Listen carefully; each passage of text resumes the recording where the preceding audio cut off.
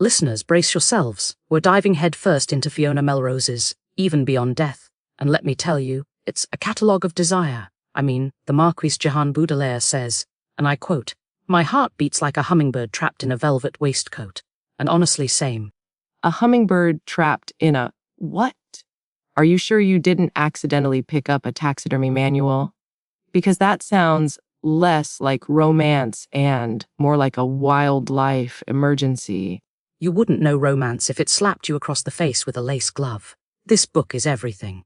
It's a forbidden love story between a ridiculously flamboyant 17th century Marquis Jehan and his devastatingly handsome Dutch valet, Jonathan, or, as he's inexplicably called, Joe. Joe. Seriously, in 17th century France. It's like calling Marie Antoinette Karen. It just doesn't compute. My suspension of disbelief is currently hanging by a thread thinner than the Marquis's silk stockings.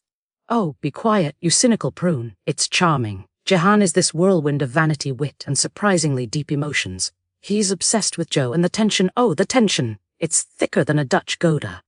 So, basically, it's Bridgerton, with more existential angst and fewer balls. And, I'm assuming, a lot more time spent staring longingly at Joe's, breeches. Well, there is a rather detailed description of Joe's physique. Let's just say Fiona Melrose doesn't shy away from the, shall we say, physical aspects of their connection. It's all very artistic. Artistic? We're talking about a book where the main character probably spends more time admiring his own reflection than plotting his next conquest. I bet his internal monologue is just a loop of, "Am I fabulous? Yes. Am I more fabulous than yesterday? Absolutely." He is fabulous, but he's also deeply flawed. He's capable of great cruelty, but also immense love. It's a tragicomedy, remember. One minute you're laughing at his ridiculous antics, the next you're sobbing into your croissant because, well, I won't spoil it, but let's just say things get intense. Intense, like a tax audit, or intense, like accidentally setting your wig on fire while trying to seduce your valet. Because there's a big difference.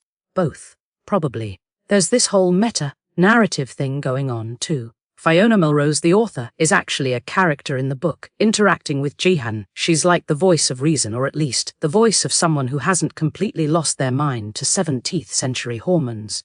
So, it's like stranger than fiction, but with more powdered wigs and fewer Will Ferrells.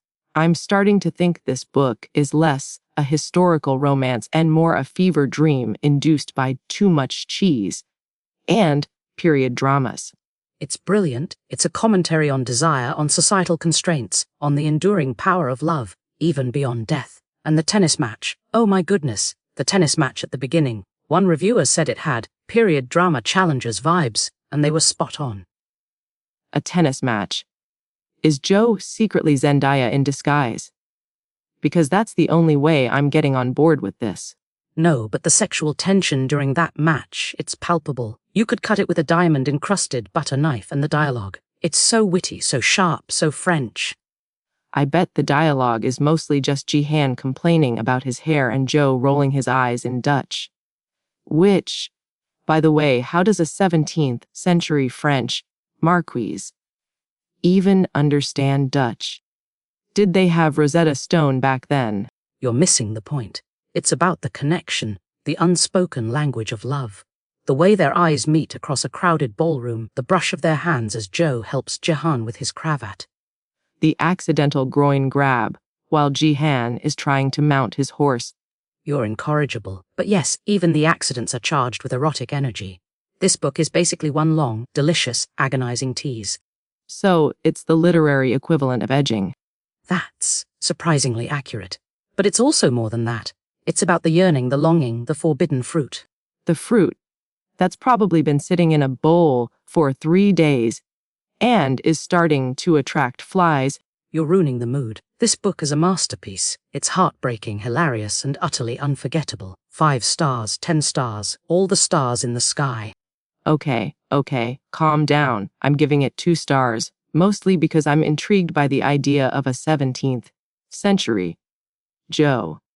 Maybe he's secretly a time traveler. That would explain a lot. He's not a time traveler. He's Joe, and he's perfect.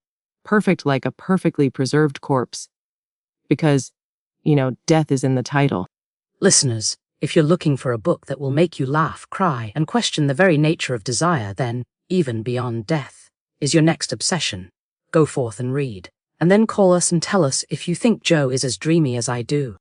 Or call us and tell us if you think the whole thing is a ridiculous, over-the-top mess. We're taking calls now. And if anyone knows a good therapist who specializes in 17th century romance-induced trauma, the other host might need their number. Oh, shut up. You secretly loved it. I secretly need a drink. A very strong one. Preferably something Dutch. Remember to tune into Heartbook Radio for more.